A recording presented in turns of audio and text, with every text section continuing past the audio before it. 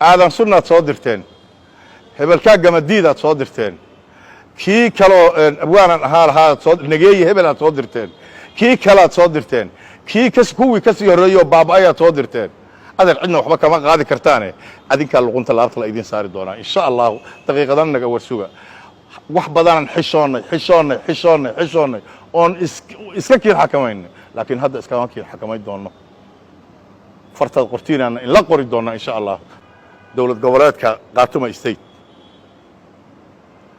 inay soo afjaraan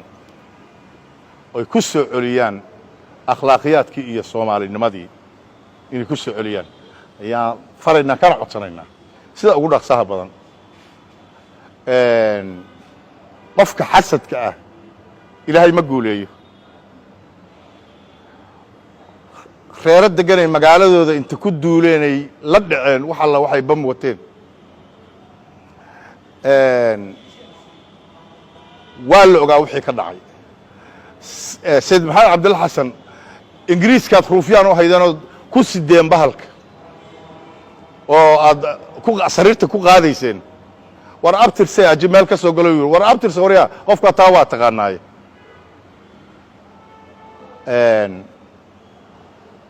nagu ma doonayno inaan horta adoo kale la aftaaqno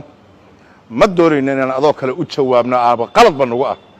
laakiin waxyaalaha aad soo qorteen adiga ashqaasta kale ee aad wadato mooryaanta cidna waxba kama qaadi kartaan cidna la fihiina adinku badbaadsada waxaan hadda in ka gacmahaynaa dowlad goboleedka SSC waayo waxaan ka gacmahaynaa waan fasaxaynaa wallahi saacan wixii la bilaabo waana idin soo afmeerayaan hadalkaygii waxaan rabaa inaan ku soo afmeero nin ciid kugu rogaa la yidhi calooshiisa ku tusay waxba kuma dhimin wax